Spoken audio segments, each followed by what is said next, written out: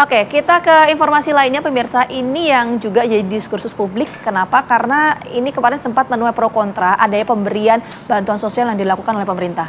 Ya, dan beberapa pihak menyebutkan bahwa bansos yang dibagikan saat kampanye atau masa kampanye Pilpres ini khawatir dimanfaatkan untuk kepentingan politik pihak-pihak tertentu.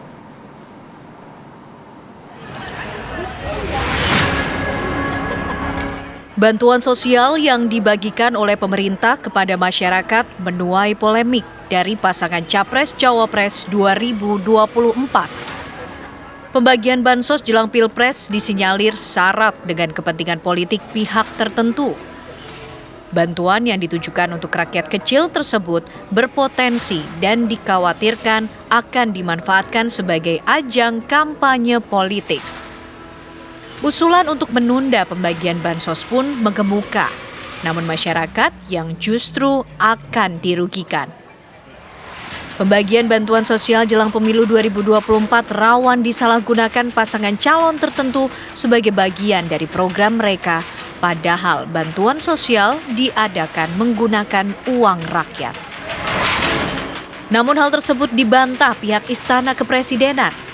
Kepala Staf Kepresidenan Muldoko menyatakan program bantuan sosial terutama bansos beras ini sudah digagas sejak lama, jauh sebelum Gibran Rakabuming Raka maju untuk pemilu 2024. Program ini juga ke depannya akan berlanjut, tidak berhenti pada momen pemilihan umum saja. Setidaknya ada sejumlah bantuan sosial yang akan dibagikan pemerintah pada masa kampanye pemilihan presiden, wakil presiden, dan pemilihan anggota legislatif 2024. Penundaan dan pembatalan bantuan sosial tentunya akan merugikan rakyat kecil penerima bantuan.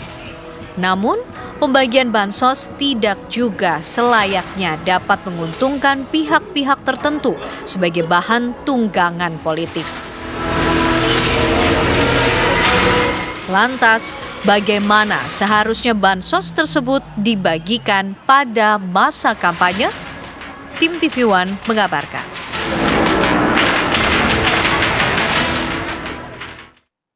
Dengan uang pajak. Uang pajak itu didapat dari rakyat Indonesia. Bansos itu adalah dari rakyat Indonesia yang sudah bisa membayar pajak kepada mereka yang belum sejahtera. Jangan pernah bansos itu diklaim sebagai bantuan pribadi, karena itu bukan uang pribadi. Itu adalah uang rakyat yang dititipkan. Bayangkan kalau kita semua nih menitipkan uang lewat Bung Ibrahim. Lalu Bung Ibrahim membagikan uang itu kepada orang-orang. Samping Bung Ibrahim bilang, ini dari saya ya, ini dari saya ya. Kira-kira etis tidak? Tidak etis. Tidak etis. Dan itu salah. Karena itulah kita harus luruskan. Bansos itu adalah uang negara dari pajak rakyat, bukan dari satu orang, dan itu adalah untuk menghidupi saudara-saudara kita yang belum mampu. Karena itu menurut saya ini harus diluruskan, dan kami mau tegaskan ke depan memang akan perubahan pada bansos itu. Kita akan ubah bansos dari bansos menjadi bansos plus. Dari apa? Bansos jadi bansos plus. Bansos plus. Ditambahkan kemudian ada pembekalan supaya punya pelatihan, dan ada fasilitas-fasilitas untuk bisa dimanfaatkan bagi kegiatan-kegiatan penunjang lainnya. Oke, kita langsung bahas hal ini. Sudah ada 3 orang narasumber yang bergabung bersama kita di studio. Ini yang merepresentasikan masing-masing paslon. Sudah lengkap semua di sini. Kita akan sapa. Ini ada juru bicara Timnas Anies Muhaimin, Mas Surya Chandra. Terima kasih sudah hadir. Selamat pagi. Kemudian juga ada juru bicara TKN Prabowo Gibran, Kang Aceh Hasan. Selamat pagi, Kang Aceh. Assalamualaikum. Waalaikumsalam warahmatullahi wabarakatuh. Dan juga sudah bergabung bersama kami ada Mas Eko Kuntadi selaku juru bicara TPN Ganjar Mahfud. Selamat pagi, Mas Eko. Terima kasih. Assalamualaikum warahmatullahi sudah hadir. Waalaikumsalam warahmatullahi wabarakatuh. Mendung pagi hari ini, tapi datang semangat studio. Tapi ini apakah mendung buat pemirsa yang lagi nunggu bansos? Nah, itu kan kita nggak tahu. Karena saya mau ke Mas Eko dulu. Mas Eko, ini kan mungkin nanti Mas Eko sama Mas Surya ya, karena kan Mas Eko dari TPN Ganjar Mahfud pertama kali itu kan menyampaikan bahwa kalau bisa ya pembagian bansos ini ditunda dulu lah, nanti nunggu sampai Pilpres selesai. Itu kenapa sih? Sebetulnya sih maksudnya bukan penundaan. Jangan sampai bansos ini kemudian menjadi polemik dan pada akhirnya dalam kondisi pemilu ini malah membuat Pilpres tidak sehat. Itu yang sebetulnya intinya. Kalau soal kita nggak concern pada soal penundaan, tapi soal polemik yang terus menerus. Apalagi misalnya salah seorang ketua partai itu dalam pembagian bahkan ngomongnya ini bansos dari siapa gitu kan. Itu kan menjadikan bansos ini akhirnya menjadi polemik. Oke, Mas Eko melihat bahwa ini ada potensi bisa digunakan sebagai alat Bisa politik. digunakan karena begini. Sebetulnya penggunaan kata bantuan sosial itu saja kan juga bisa menjadi diskusi karena kami melihat bansos itu atau katakanlah bantuan negara kepada masyarakat miskin itu bukan merupakan kebaikan hati negara. Harusnya itu kewajiban negara sesuai undang-undang bahwa orang miskin dan anak terlantar itu dipelihara oleh negara. Berarti apa yang disampaikan Pak Anies tadi sepakat gitu ya Mas Eko? Ini bukan bantuan bentuknya, bukan kebaikan hati. Bahkan negara saja itu tidak bisa mengklaim bahwa ini kebaikan hati negara. Apalagi kemudian dikerucutkan cuma untuk bantuan seorang presiden misalnya. Seperti yang dikatakan oleh Pak Julhas itu. Apalagi yang kemudian sekarang karena anak Pak Presiden juga ikutan di dalam kontestasi Pilpres, ini pada akhirnya kemana-mana. Itu yang mau kita batasi. Ini bukan kebaikan hati, tetapi ini justru kewajiban negara untuk memberikan supporting kepada masyarakat yang kurang beruntung itu. Sehingga masyarakat itu tidak perlu merasa bahwa ini berterima kasih. Kenapa? Karena ini adalah hak mereka. Negara punya kewajiban kepada mereka. Jadi bukan mereka dibantu. Artinya dalam masa kampanye bansos tetap bisa jalan dan harus bansos harus jalan karena memang itu kebutuhan kita, tetapi jangan sampai kemudian digunakan oleh pihak-pihak tertentu dalam konteks ini misalnya untuk keuntungan politik Pilpres dan lain-lain. Karena ini justru yang mengkhawatirkan kita. Kenapa? Sesuatu yang menjadi kewajiban seolah-olah dianggap ini ada orang, ada lembaga, ada pasangan, ada datang sebagai sinterklas. Nggak gitu. Konsepnya nggak begitu gitu. Saya ke Kang Aceh aja langsung tadi. Soalnya kan disebut ya Pak Zulkifli Hasan kan yang menyebutkan gitu. Statement yang disampaikan gitu mungkin merepresentasikan juga dari tim TKN. Itu sebenarnya yang dimaksud bagaimana? Apalagi yang tadi Mas Eko ada keberatan di situ Kang Aceh. Iya, pertama kita harus melihat bahwa kebijakan bantuan sosial itu adalah kebijakan politik.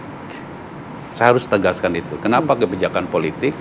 Karena kita tahu dalam Pilpres 2019 yang lalu bahwa Presiden Jokowi K. Ma'ruf menyatakan secara tegas bahwa ada upaya untuk terus mendorong kebijakan perlindungan sosial melalui program-program seperti PKH, program keluarga harapan, bantuan pangan non tunai, BLT dan lain sebagainya. Ya, termasuk program bantuan iuran bagi BPJS dan lain-lain.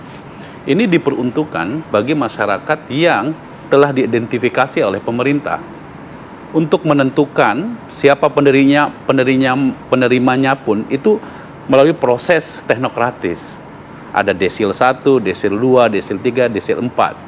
Bagi masyarakat yang memang berpendapatan di bawah garis kemiskinan. Maka misalnya untuk program PKH itu harus di bawah desil 4. Jadi dia yang 10 juta penerima masyarakat yang paling bawah. Untuk program BPNT adalah bagi masyarakat yang berada pada rentan masyarakat miskin. Nah, ini di tengah tekanan ekonomi, ya, apalagi di tengah ketidakpastian global, maka pemerintah perlu ada strategi untuk menjaga daya beli masyarakat agar ditekan. Apalagi kemarin kita tahu bahwa ada El Nino, ya, yang mengakibatkan beberapa tempat gagal panen dan lain-lain. Maka pemerintah perlu menjaga supaya stabilitas harga pangan bisa terjaga, daya beli masyarakat bisa juga ditingkatkan gitu. Maka ada program ini, program bantuan sosial ini.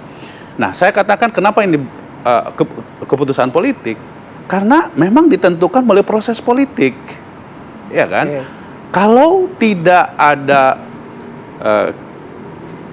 keputusan politik, maka tidak akan ada bantuan sosial ini, karena setiap presiden tentu memiliki aksentuasinya yang berbeda-beda dalam proses kebijakan bantuan sosial tersebut.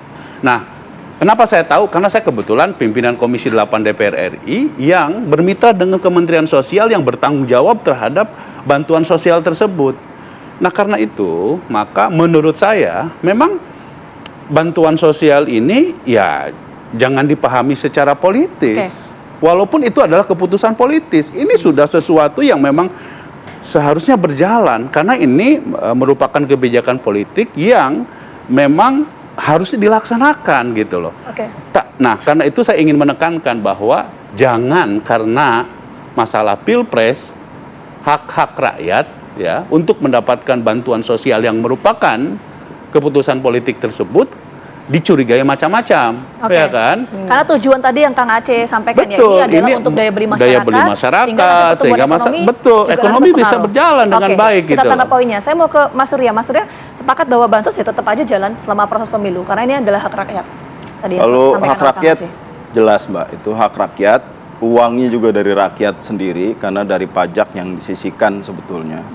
Dan kalau itu kebijakan politik, ya memang betul. Masalahnya adalah ini ada semacam upaya ya, seperti tadi Mas Eko sampaikan, untuk membelokkan gitu. Seolah-olah ini adalah kemurahan hati pemerintah yang sekarang berkuasa dan rakyat yang tidak mampu ini diperhatikan. Dan kita tahu rakyat yang tidak mampu masih paling besar jumlahnya di Indonesia, seperti piramid begitu. Mas Surya melihat ada potensi itu bahwa bansos ini Banyak sebagai alat buktinya. politik. Contoh yang tadi Indikatornya disebut apa? Bang Aceh kan soal El Nino ya.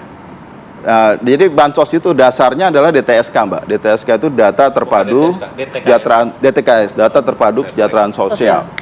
Siapa yang punya? Kemensos. Tapi El Nino anggarannya dipindahkan ke Kemenko Perekonomian. Siapakah Menteri Koordinator Perekonomian? Pak Erlangga Hartarto. Nah, artinya memang ada upaya sedemikian rupa ya, dibilang salah tidak, tapi ya jelas manipulatif gitu. Nah, kita berharap rakyatnya ngerti, intinya itu. Jadi kita harus mengedukasi masyarakat, ini bukan uang gratisan, ini bukan uang kebelas kasihan, mereka berhak. Kalau kita detilkan, kalau memang Bang Aceh ini benar di Komisi 8 ya, mestinya ada koreksi itu Bang. Kenapa? Karena masalah bansos kita itu bukan pada ketidakadaan anggaran, ketiadaan program, tapi arahnya Mbak. Arahnya itu cuman yang punya masuk dalam DTKS tadi. Apa itu ya orang miskin, jumlah pendapatannya berapa. Masalahnya kita punya pekerja bukan penerima upah, pekerja informal. Ini rawan miskin, nggak tersentuh dengan bansos ini. Padahal teman-teman ini anak muda, pekerja muda yang baru kerja, atau yang baru mulai mau bekerja begitu, mencari pekerjaan, mereka ini rawan miskin. Jadi kelompok namanya Jamila Mbak, jatuh miskin lagi. Atau Sadikin, sakit jadi miskin. Nah, teman-teman ini kelihatannya kok jadi tidak ada. Jadi memang saya kira kuat sekali indikasi bahwa bansos itu dipolitisasi untuk memenangkan salah satu paslon. Oke, ada tadi dugaannya kuat politisasi dan juga ada manipulatif tadi ya. Saya langsung nanti ke Kang Aceh, tapi saya harus jeda dulu ya Kang. Kami akan kembali sesaat lagi.